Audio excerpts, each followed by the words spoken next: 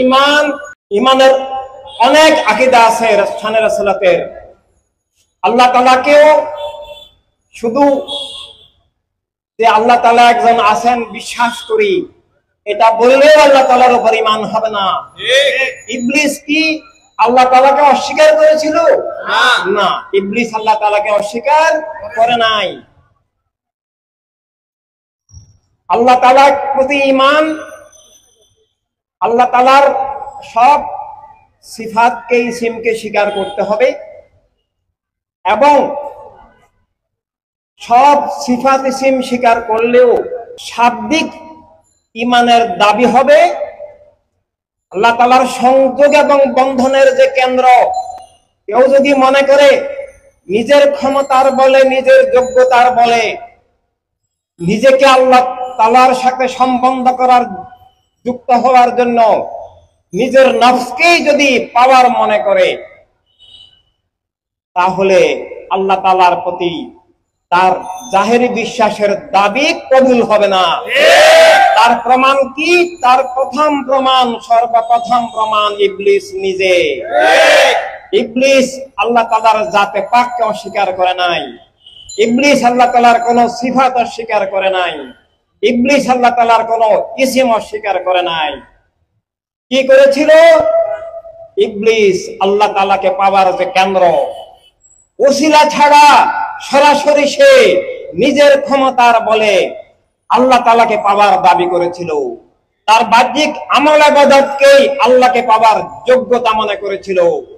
লক্ষ বছরের ইবাদত, সিজদা, তাসবিহ, জিকির, সে এগুলার অহংকার করে সে বলেছিল আমার সাথে আল্লাহর সম্পর্ক সরাসরি, কোন নবুয়তের ধারধারি না, আমি নবুয়তের কাছে গিয়ে আত্মসমর্পণ করব না। আর আল্লাহ তাআলা বলেছিলেন কি, আমাকে যদি পেতে হয় কেউ আমাকে সরাসরি পেতে পারে না।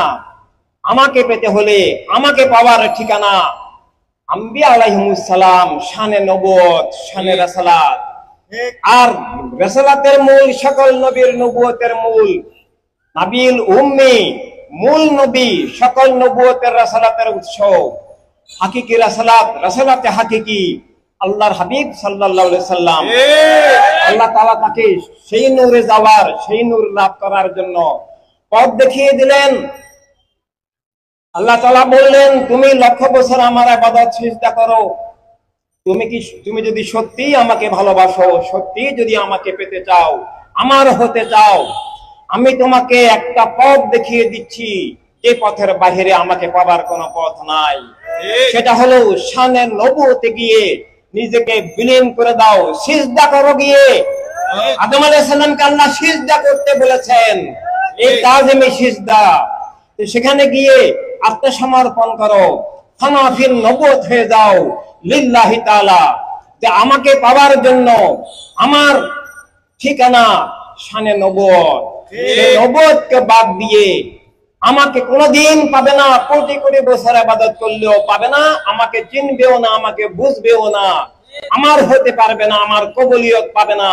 তুমি নফসের আধার থেকে, নফসের গুমরাহি জাহালত থেকে, নফসের বন্দেগী থেকে তুমি মুক্ত হবে না। তুমি যদি আলো পেতে চাও, আমার সরাসরি নূরের নূর আদম আলাইহিস সালাম, সকল নবী প্রিয়নবীর নূর, সেখানে যাও।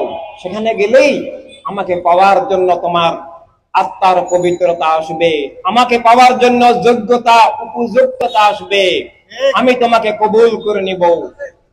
আর যদি শানে নবুয়তকে বাদ দিয়ে আমাকে পেতে চাও, তাহলে তুমি কাফের হয়ে যাবে। আবাওয়াস্তাকবারা ওয়া কানা মিনাল কাফিরিন। আল্লাহ তাআলা ইবলিসকে কাফের বলেছেন, সিজদা করে নাই, এটাকে আল্লাহ ফিসকে বলেছেন, ফাসাকা আন আমরি রাব্বিহি।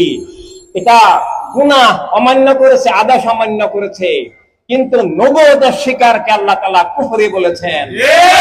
এভাবে আমরা আজকের সময়েও দেখতে পাই, ইসলামের নামে, আহলে সুন্নাত ওয়াল জামাতের নামে মুসলিম বেশে বিভিন্ন ভাবে শানে নবুয়তকে অস্বীকার করে, শানে নবুয়তকে বাদ দিয়ে, আহলে রাসূল আলাইহিস সালামকে বাদ দিয়ে মহামান্য খোলাফা রাশিদিন, সাহাবায়ে কেরাম, আইম্মায়ে কেরাম, আউলিয়া কেরামের পথ বাদ দিয়ে আল্লাহকে পাওয়ার দাবি করা হয়, ইসলাম দাবি করা হয়, মুসলিম দাবি করা হয়।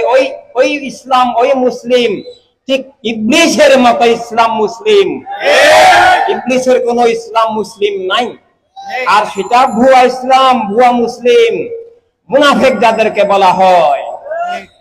আজকে ইসলামের নামে, আহলে সুন্নাত ওয়াল জামাতের নামে মুসলিম বেশে মুনাফিকি ধারা ছড়িয়ে গেছে। এমনকি মুখে নবী রাসূল আলাইহিস সালাম বললেও ঈমান হবে না, নবুয়ত রাসূলতের হাকিকতে বিশ্বাস করতে হবে।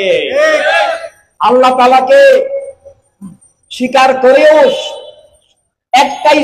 একটা সিফাত অস্বীকার করলেও যেমন ঈমান হবে না, এমনকি সবই সিফাত স্বীকার করেও যদি নবুয়ত ছাড়া, রিসালাত ছাড়া, নবীকে ছাড়া, আহলে বায়তকে ছাড়া কেউ যদি বলে আমি মুসলিম, আমি আল্লাহ তাআলার হয়ে গেলাম, সে শয়তানের হয়ে গেছে, নফসের হয়ে গেছে, আল্লাহ তাআলা থেকে বিচ্ছিন্ন হয়ে গেছে।